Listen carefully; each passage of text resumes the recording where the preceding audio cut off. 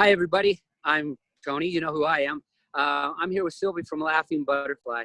I have a history with Sylvie. We go back a ways. When I was living in Geneva, right before I left, I was going through some struggles, let's just say, some challenging times. And I got to attend a couple of her sessions. And it really helped me. It helped me focus. It helped me just get back in touch with myself. And I'd love to tell you what Laughing Butterfly actually is, but there's no way I could do that because anything I do, I'm sure it would fall short of the reality. But what I'd like to do is just go ahead and have her tell us about it. So, hi, Sylvie, how are you? Hi, I'm all right. Thank you. Thank you so much Good. for what you're doing. Well, it is so great to have you with me today. Can you just share a little bit about what Laughing Butterfly is?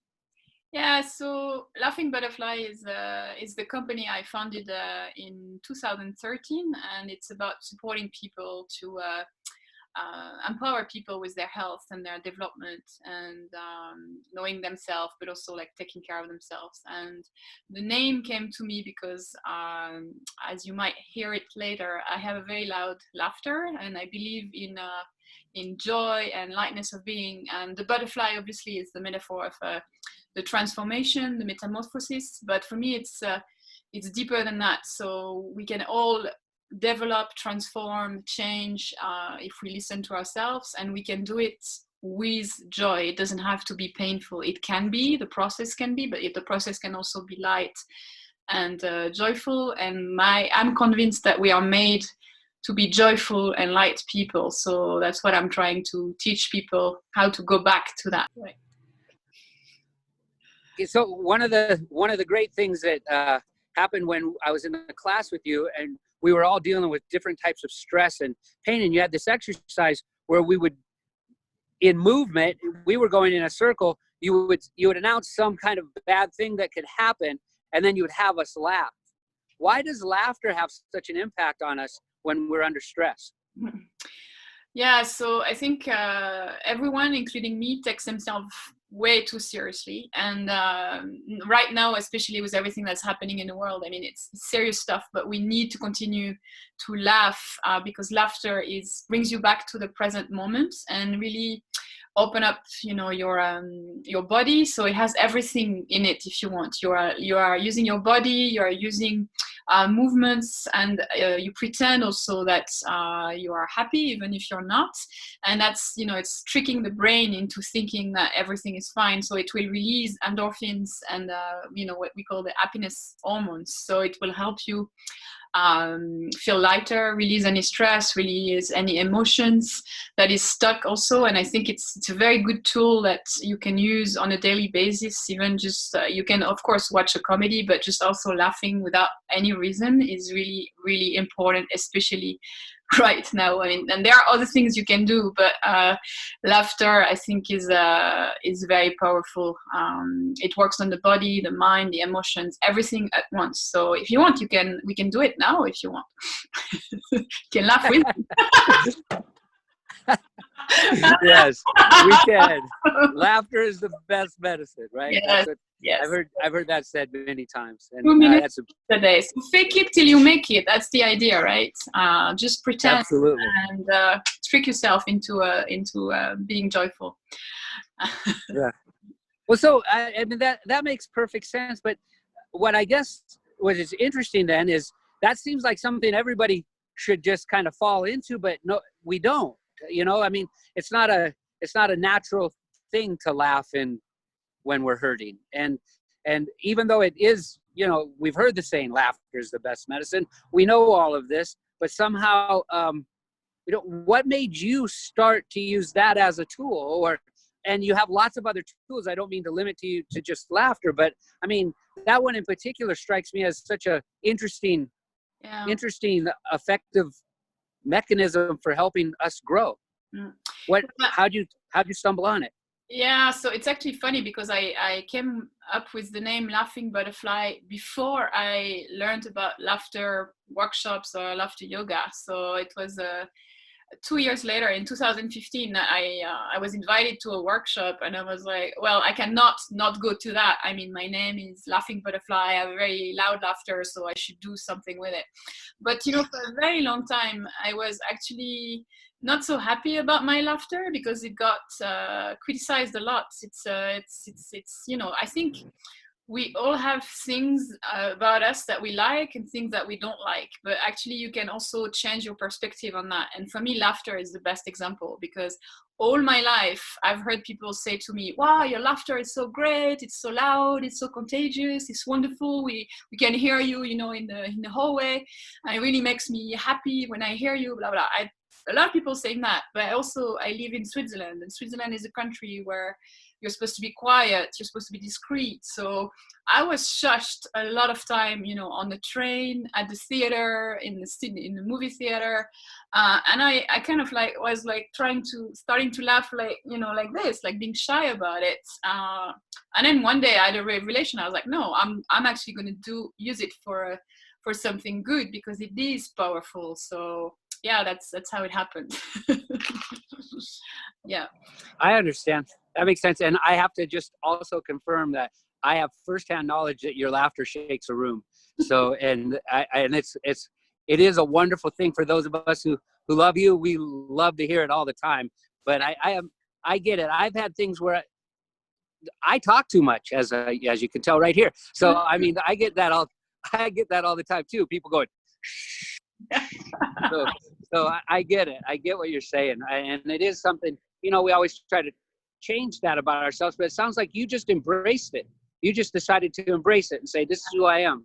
Yeah, and I think it's something I teach to everyone that I work with. It's about embracing who you are. Self-love is very important, and you know, every quality can become a flow, and every flow can become a quality. So we really have to be careful about, you know, what we think about ourselves, what we say about ourselves. Our own judgments are actually the worst, our worst enemies. So what I find important, and the tools I use are a lot about welcoming how you feel about what's going on in your life, your issues, but also welcoming who you are. So right now, for instance, it's very difficult because we all have big emotions. So there's high highs and low lows. So sometimes you feel really good, really happy. You feel like, you know, you're moving forward, and then suddenly you feel really scared or really sad or really confused. You know, there is a lot going on at the same time, and it's very difficult. And I know a lot of people are trying to deny or hide that they are feeling these kind of things, and it's very important actually to acknowledge what you are feeling, whether about the situation or about where you are at with your life and what's happening around you. Because the more you deny your emotions, the more they're actually going to blow up in your face. And the first step to actually heal something is to welcome it and look at it, and then you can change your perspective. So the same way, I mean, laughter is a very light example. Obviously, this wasn't a big issue, but still, you know, if you have something that you feel bad about within yourself, if you keep judging it and rejecting it, you're basically rejecting a part of yourself, and that's not how we grow. You know, a plant, you need to water it with love. We are the same. If we want to grow, develop, evolve, and feel better, we need to welcome every part of ourselves. So whether it's the physical body or the emotions or the mind that's going like you need to welcome everything first and be okay and know that you are normal. I mean, especially now, becoming like a bit like, wow, you know, you don't know what's happening to you, you feel a lot of emotions, is actually normal. But it was also normal before, and it will be normal after. We all go through ups and downs, and that just makes you a human being. So I just really want to say this. It's a very important message. If you're a human being, you have emotions. So make sure you actually welcome them and then use them. Well, I get it. I think that's really timely right now, because everybody I know is locked in their house, and the people that aren't locked in their house are going to jobs that they're scared to death of. You know, so it's I imagine right now we are in denial of things, and we're in denial of the fear, and like you're saying, without without being able to truly confront it, there's no path, we just are going to explode. So that's a great point to ask you a couple of little like tool questions, right?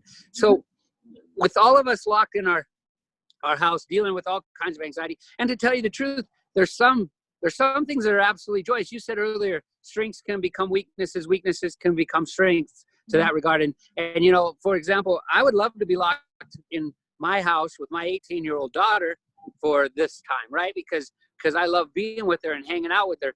The thing is that would probably cause anxiety for her, but it also then after a lot of, ask her. I don't know. I cannot talk on her behalf.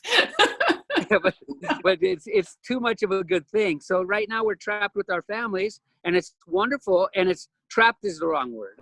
I mean, we are isolated with our families, and it's wonderful. And we see all these wonderful things happening about being together, but at the same time, we get anxious. I mean, people can't pay their bills, they can't go to work, they can't do these things, and it's hard to just deal with it. So it's a good thing in some ways and a bad thing in some ways, and it's that roller coaster of emotions you're talking about. So why don't we talk about a couple little tools people can use to help them? Is there like a daily ritual I could do, like wake up in the morning and scream at myself in the mirror? Or I mean, well, if you have to do a morning ritual, look at yourself and smile at yourself and remind yourself how beautiful, how amazing you are. That would be if you have to do something like this. If you need to scream, no, but actually if you need to scream, then do it. What I try to teach people is to connect to themselves and what they need, and not look at what other people are doing for their well-being. You can get inspired, but don't try to compare yourself.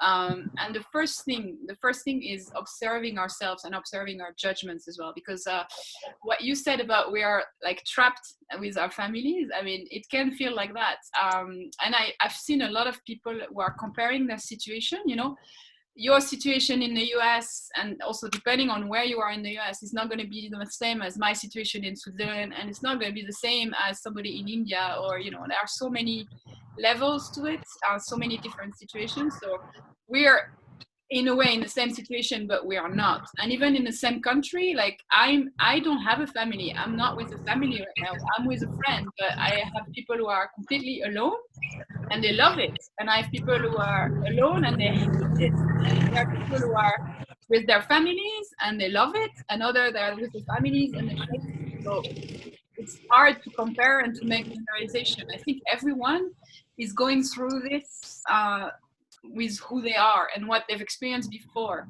And some people are already very resilient and some people are not. So you can't really make a generalization. So what I try to teach people, one of the main tools is really to go inside yourself and ask yourself, okay, what do I need right now? And what can I do that is going to help me? So for you, it might be screaming out loud in front of the mirror, and that's great. It's a way to release your emotion. For me, it might be sitting in silence or opening the window and try to listen to the sounds outside. And I'm lucky I live in nature, but if you live in the city, you can also hear some sounds. For somebody else, it might be, dancing, shaking it out and having fun. For somebody else, it might be playing some music or singing or listening or taking a bath, having a nap. It can be so many things. And I understand also some people are working very hard, some people are not working. Again, it's very different how much time we have to take care of ourselves. But we need to take care of ourselves. It's so important. Even if it's 5 minutes a day, you need to do something that brings you joy, that reminds you, what makes me happy, to keep it going. Otherwise, what's going to happen is you're going to empty yourself completely. And that's actually when we get sick. We could talk about the disease, but I don't want to get into that. But it's something about the immune system. And the more joy, the more you take care of yourself by whatever means necessary, the less you're going to be, weakened facing this disease. So it's really important to have these moments and also to remind yourself, I am alive, I'm alive. I can do things for me. You can, and you should. You have the right to. So, yeah.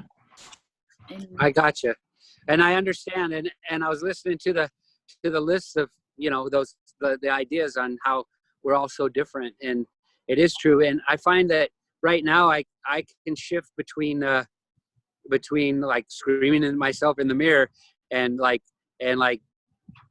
just, or screaming into my pillow or whatever, and then looking out the window in awe at all the stuff that is happening. That's amazing.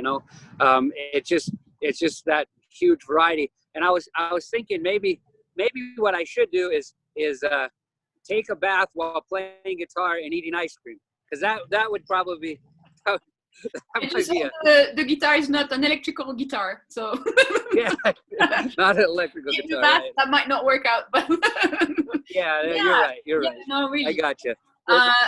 So for me, it's very, there are a few things you can do. Like I said, it's like, first of all, observing yourself, welcoming your emotions, and try to welcome joy the same way you to welcome sadness the same way you welcome joy, to welcome peace the same way you welcome fear. Like, try not to distinguish this between the negative and the positive. Try to be as loving as possible. And an emotion is also something that's telling you you have a need. So if you're confused or if you're scared, it means you need some calm and some peace. So what, can calm you down? Maybe it's hugging your partner or your kid. Maybe it's taking a bath. Maybe it's sitting and meditating. But it's really observing and then doing something for yourself. And that's also very important to do it if you want to help others. There are a lot of people also want to help out and to support, and that's great. But if you don't nourish yourself first, at the end, you won't be able to give anything. You have nothing left to give. So, and also, of course, we can talk about taking care of your body. Keeping moving. I see we've gone to all the extremes in all directions, right? Some people have become like super workouts. They work out all the time, and on the opposite, you have people who are just eating all the time. So again, find your own balance. Ask yourself, okay, if I do an hour of whatever it is, any kind of sports or yoga or dancing or movement, do I feel better after or not? And then same thing with food. Okay, maybe you want an ice cream because it's great to get some pleasure from ice cream, but again, it's like moderation. Do I want to eat 1 liter of ice cream every day, or do I want to eat some on some days? And again, watch yourself. How am I feeling? And then you do this, and after it's like, how am I feeling? Is it better? Is it worse? And then make a list, track it down, make a list. Okay, I felt better.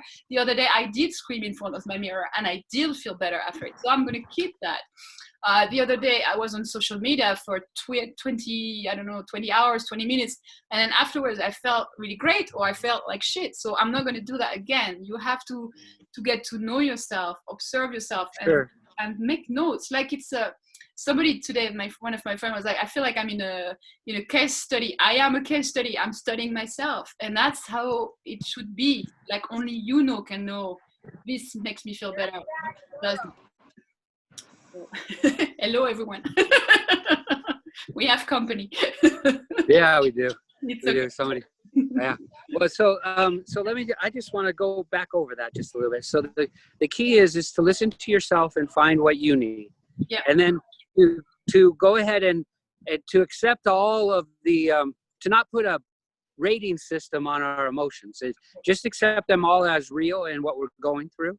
Mm-hmm. And then try to keep a track of those things. Yes. And then to do something that addresses our needs. Play guitar, paint, cry, scream, dance, whatever it is, but pay attention to it. And then I understand your suggestion. Let's keep a journal where we just kind of track all the different things that we try and do and how we feel before and after with them, to try to understand what works best for us. Absolutely. And we are our own case study, like you said. Yeah, exactly. And of course you can get support, and I would be happy to support anyone individually or in a group. But the way I work and the way I teach is really to teach you to become your own guru. guru means teacher. So you can learn about yourself, you can learn about what you need, and you can practice. And that's why I'm saying comparison sometimes is tricky, because we can compare ourselves to become better, or to see that people are worse, or we can do the opposite, but it's not very useful. The only person you should compare yourself to is you yesterday and you today. And sometimes maybe one day you just can't hold it together anymore, because it's too much, there's too much confusion, there's too much fear. That's fine, that's okay. I mean, you're going to be okay. You can have a meltdown for a day. I had a meltdown last week, but I knew it was going to pass. Everything is temporary. So joy is temporary, but fear is also temporary. So it's what I want people to understand and feel is their own power. We have everything inside us to take care of ourselves. So we can choose, Sure. okay, am I going to let myself drive by fear, or am I going to welcome the fear, observe it, and then put it in the back pocket and say, okay, I'm still going to walk with confidence. I'm still going to trust that, something good is going to come out of it. And the something good can be that I learn about what I like. It can be just that. It doesn't have to be changing the world. It can be, but it doesn't have to be. Well, I hear you. I also, that's something that I've learned over my life. I wish I learned more over my life, but here's something that's very clear I learned over my life is that fear, like you said, fear and that type of anxiety, these type of things that we perceive as negative are just natural, and that it takes courage. You have to, what it really is about a courageous action to seek movement during that time, to face it, not to run away from it, to deal with it, like you're saying. And I think that, and then I guess in some ways, in what if we use the Sylvie balance of emotions quotient, we also, it takes fear just to face who we really are and what makes us, not fear, I'm sorry, courage. It takes courage to face who we really are. It takes courage to understand what really makes us, to accept what really makes us feel joy. Sometimes, we can feel not ashamed, but we don't necessarily want to be that person that laughs when somebody else stubs their toe or something like this. Yeah. There's, and I'm not saying that we should embrace that. That could be, I'm just saying that to be able to embrace who we really are, that also takes courage. Yeah. And courageous action. For sure. I always say that as well. It's on my website, actually. It's, asking for help and changing and transforming yourself, developing yourself requires courage. So when you ask for help and support to get another perspective, it's an act of courage. It means you're brave. It doesn't mean you're weak. It's the opposite, because you're finally willing to look at yourself and do something about what you want to become, or how you want to manage things. And the thing, I want to come back on what you said about the guilt. Of course. If I'm laughing right now, and in the country next, on the other continent, some people are starving to death. Obviously it's not funny, and no, I don't want to laugh about it. But at the same time, the best way we can help is by standing and showing up and doing the best we can where we are. And if you can support somebody else online by distance, that's great. But we also need to think about a bit more locally, like how can I support everyone else. And it might be actually inspiring to see that you are welcoming the meltdown, welcoming the fear, welcoming everything, and that everyone who thinks they are becoming insane or crazy realizes that they are not.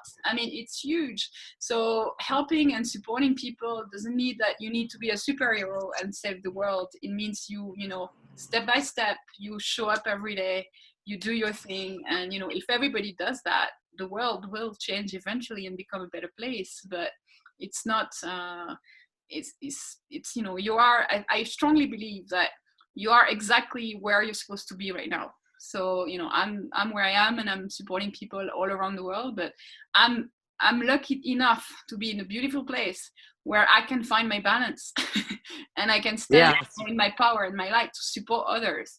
But there are thousands, millions of people like me who do that in the world, and so look for somebody, try to find your own light, your own power. I'm doing this job, okay, it's pretty obvious I'm helping people, but if you're raising your kids and you're cooking every day, you're already doing a lot.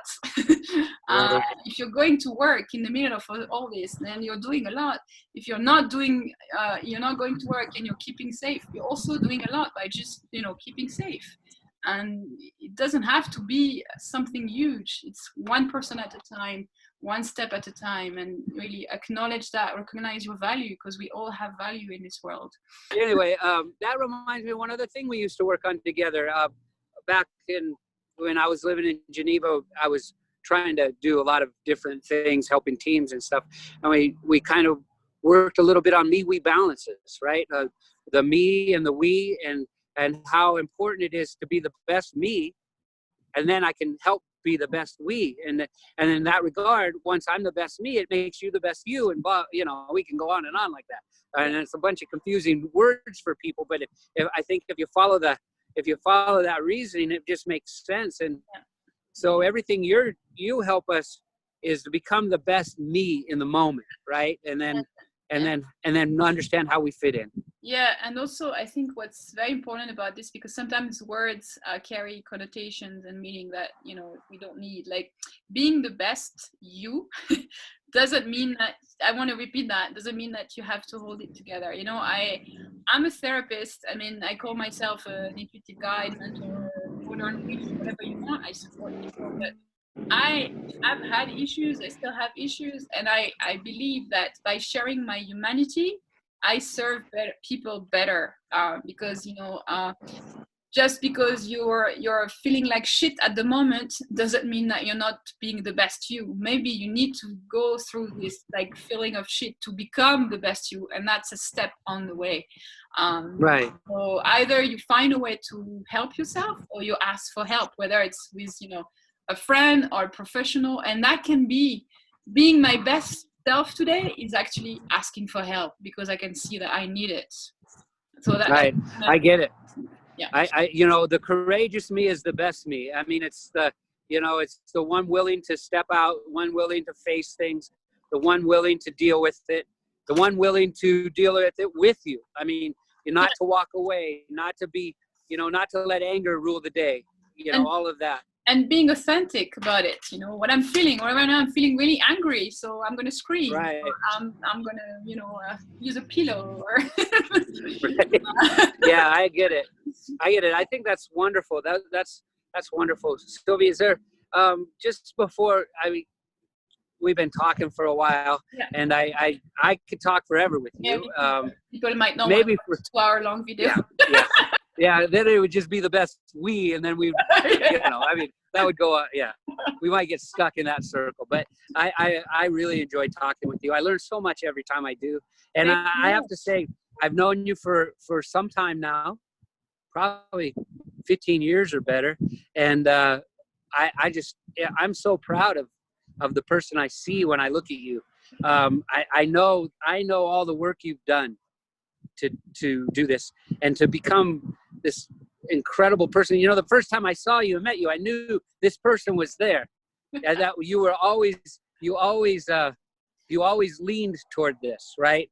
But to watch you gain it and to become who you are, it's just so impressive. And I'm really proud. Sounds like such a strange word, but it really does fit the way I feel. I'm very proud to know you and to know to have followed you. It just it's really my good fortune in life. Well, I mean, it's mutual. I mean, you know how much I'm proud of you, and I'm glad to have you as a friend. And if I can say something about that, just so that people understand maybe a bit better, and that's very important here. Like I said, I had issues before. I had burnout, I had depression, and I'm the typical example that you can get out of it and transform it into something amazing. And I'm nothing special. We can all do it, and that's why I'm really trying to teach people. You can find yourself inside to spread your wings or do whatever you do best. And that's why I talked at the beginning about joy, because we often underestimate joy. what brings you joy is your superpower. That's what you should focus on and look for and do more, even if it sounds ridiculous or stupid. You know, today I wanted to have a childish moment, so I took out a broom and I pretended I was a witch and I was flying with a friend, you know, and it was ridiculous, but it was funny, and you know, it made us like be happy for an hour and be crazy, and that's how we should live our lives. Sure. Yes. You know, I think probably I'll need to probably end our conversation here. Yes. Wrap it up.